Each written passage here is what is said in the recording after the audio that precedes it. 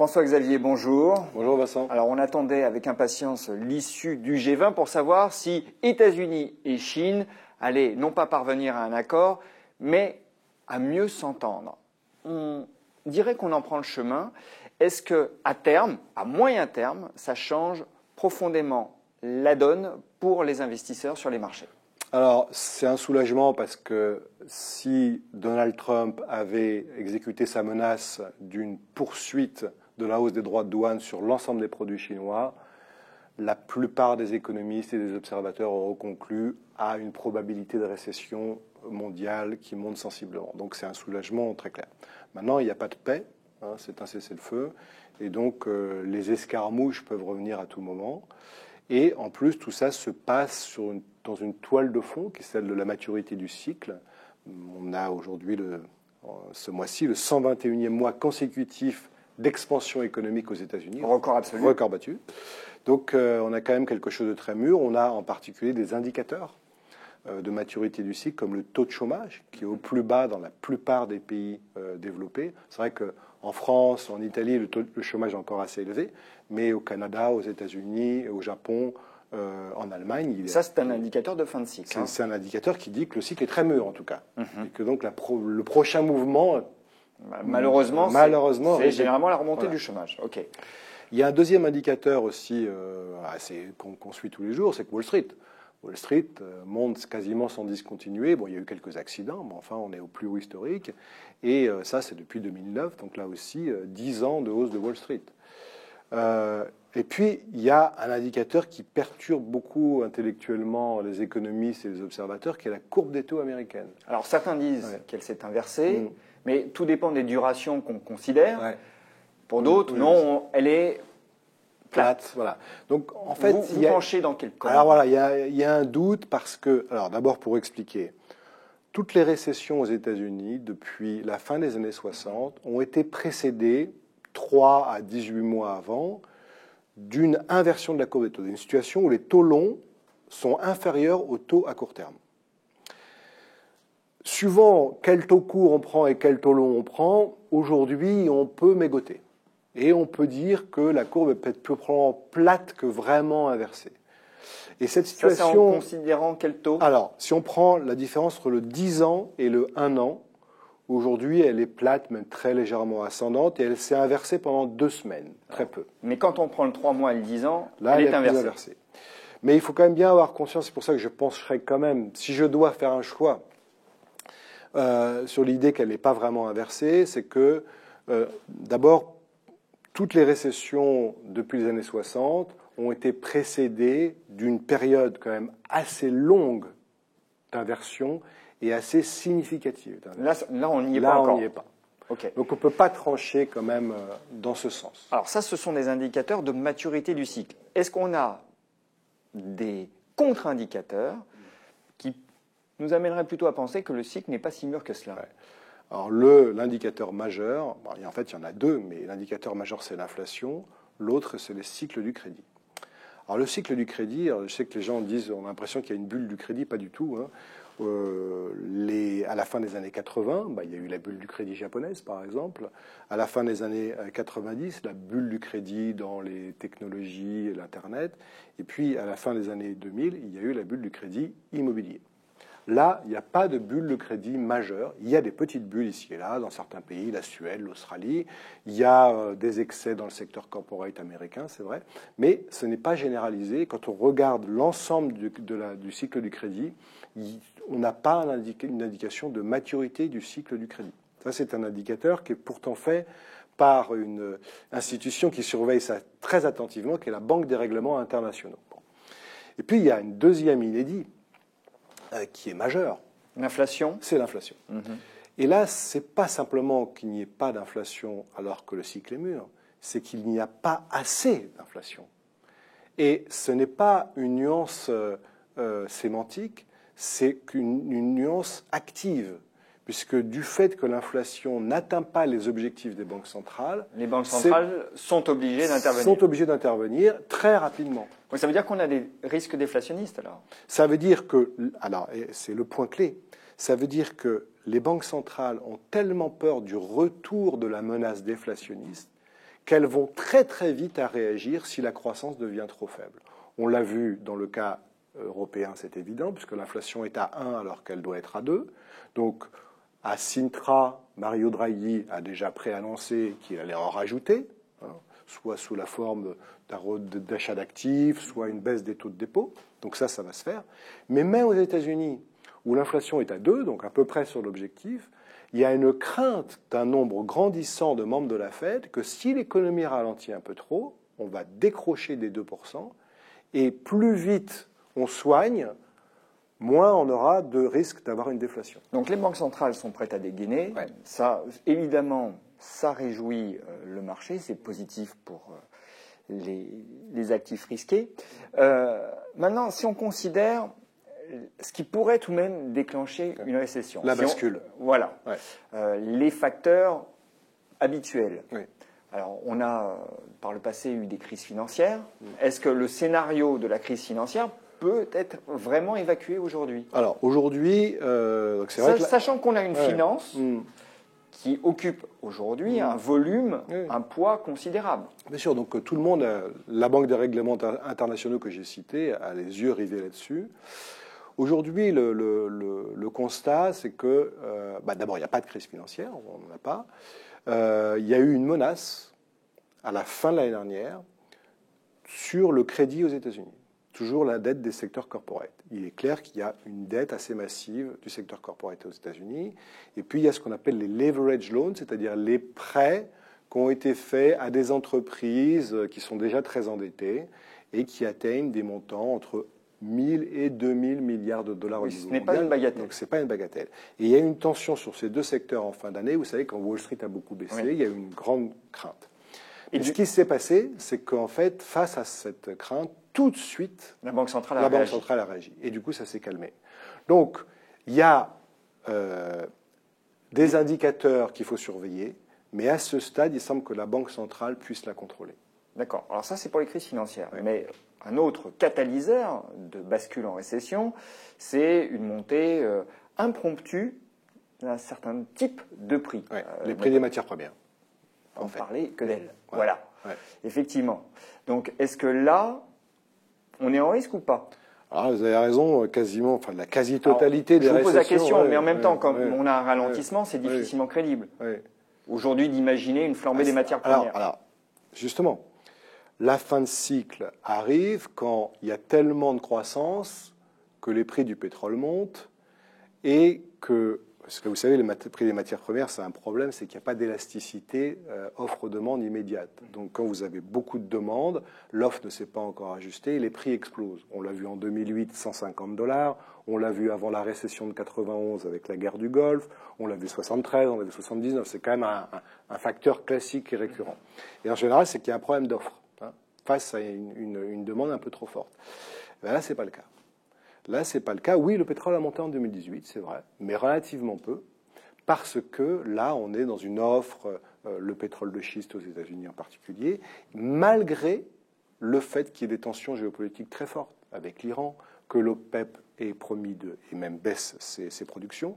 Donc aujourd'hui, on est presque dans un ancien inverse, où en fait, comme il y a beaucoup d'offres, si jamais la croissance mondiale menace de baisser, le prix du pétrole s'écroule et redonne du pouvoir d'achat.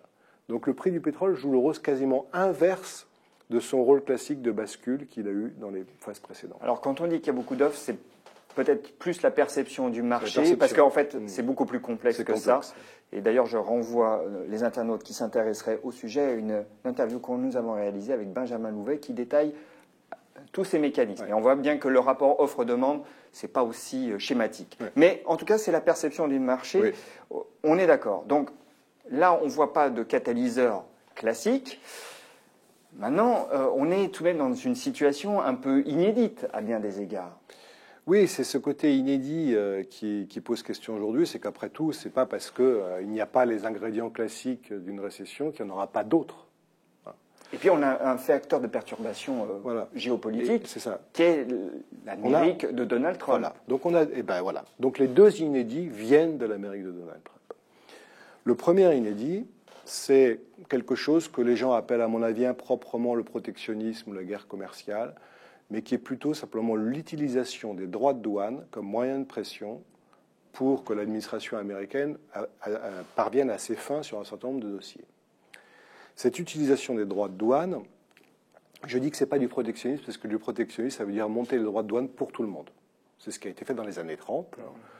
Personne n'était visé particulièrement, mais c'était l'idée, on fait monter les droits de douane. Ça, c'est intéressant, quand même. C'est original, ce que vous dites, parce que finalement, on emploie ce terme jusqu'à la nausée, mais vous dites on n'est pas dans une situation de protectionnisme. Pas du tout. Non, pas du tout.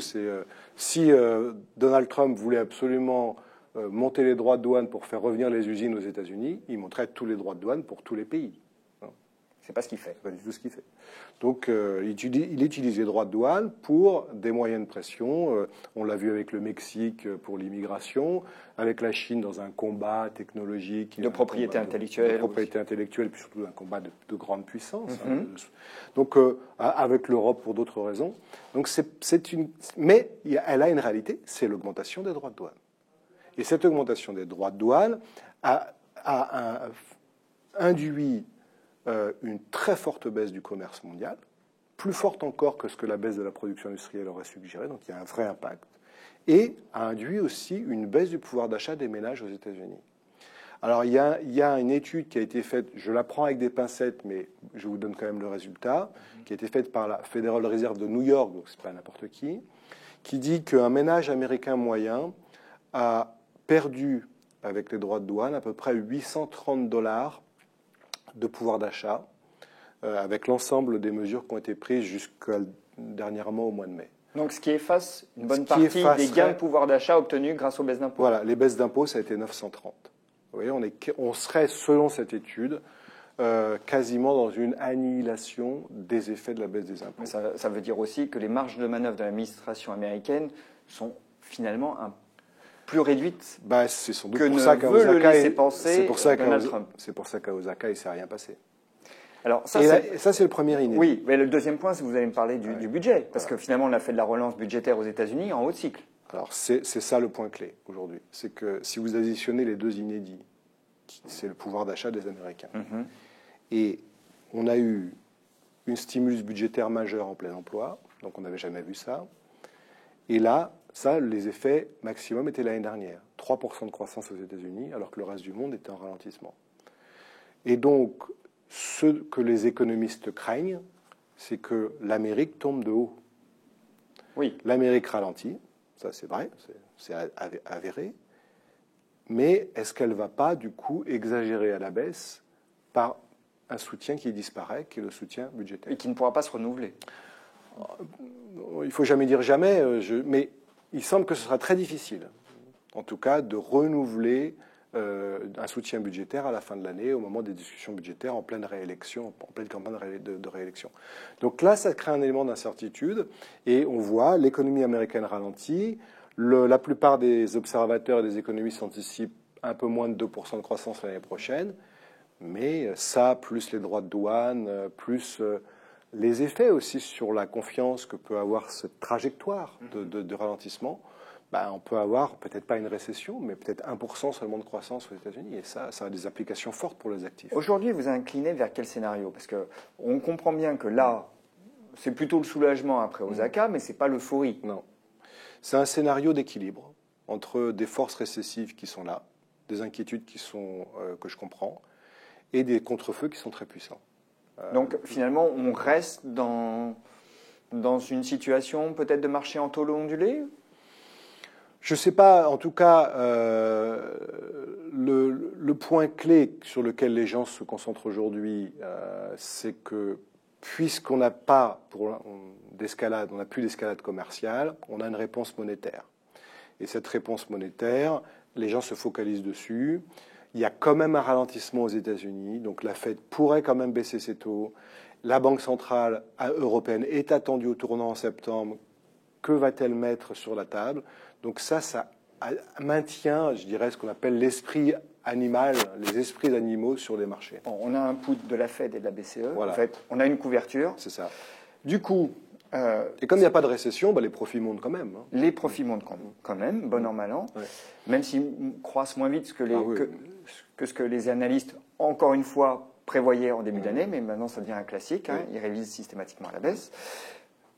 Dans ce paradigme que vous avez défini assez clairement, finalement, j'ai l'impression que rien ne change. Du coup, est-ce qu'en termes de stratégie d'investissement, on ne reste pas face à la même équation, c'est-à-dire les valeurs de croissance vont tirer leur épingle du jeu parce que, justement, dans un monde de taux d'intérêt faibles et où on a tout de même une crainte de récession, il vaut mieux privilégier ces valeurs. Et puis la value qui est pas chère va rester encore pas chère, voire encore moins chère. Alors qu'est-ce qui peut faire vraiment, effectivement? Là, ce que vous décrivez, c'est le monde dans lequel on est depuis pas mal de temps. Oui, mais est-ce qu'on va y rester? C'est un monde où vraiment les forces, c'est très très puissant, hein, ce que vous décrivez, c'est-à-dire des valorisations et des actions à croissance, qu'on appelle à croissance stable, visible, qui sont des croissances qui ne sont pas énormes, hein, mais ce sont des sociétés qui ont prouvé leur résilience, elles savent s'adapter dans ce monde-là, elles ne sont pas affectées par la guerre commerciale, et donc là, il y a une préférence très très forte. Et de l'autre côté, il y a ce qu'on appelle le value, c'est-à-dire les valeurs pas chères, qui sont affectées par un manque de croissance économique et par l'hypothèse d'une récession. Ça, c'est vrai. Qu'est-ce qui pourrait changer la donne? Soit les valeurs de croissance deviennent tellement chères qu'on a une espèce de krach, on a connu ça en 2000, hein, une espèce d'engouement énorme. Bon. On n'est pas du tout encore sur le niveau de rapport court-bénéfice de 2000. Hein. Mais bon, il peut y avoir à un moment ça, d'ici la fin de l'année, ou alors un retournement du cycle industriel. Et ça, c'est un point majeur. Le cycle industriel a 18 mois déjà de ralentissement derrière lui. C'est très très long. Hein. Et il est en quasi-récession. Donc, si vous êtes un investisseur contraire, qui aime les changements de direction, vous vous intéressez à ce cycle, vous dites, mais quelles sont les chances que ce cycle, au moins, se stabilise avant de se retourner? Alors, à court terme, pas terrible, mais d'ici la fin de l'année, ce n'est pas impossible. Il faut d'abord, alors ce sont des conditions qui ne sont pas réunies, mais il faut d'abord que le cessez-le-feu commercial se prolonge, voire s'étende, qu'il n'y ait pas d'attaque sur l'automobile en Europe. Enfin, c'est pas du tout évident. C'est pas gagné. Hein. Pas gagné. Ensuite, il faut vérifier, et ça c'est plus intéressant comme travail d'économiste, que les stocks, les inventaires dans les secteurs les plus touchés, les semi-conducteurs, l'automobile, aient été réajustés au niveau de la demande actuelle. Et ça, ça peut se faire. On voit par exemple que Volkswagen a réussi enfin à liquider une partie de son stock au mois de mai, peut-être un peu au mois de juin. Donc on va voir.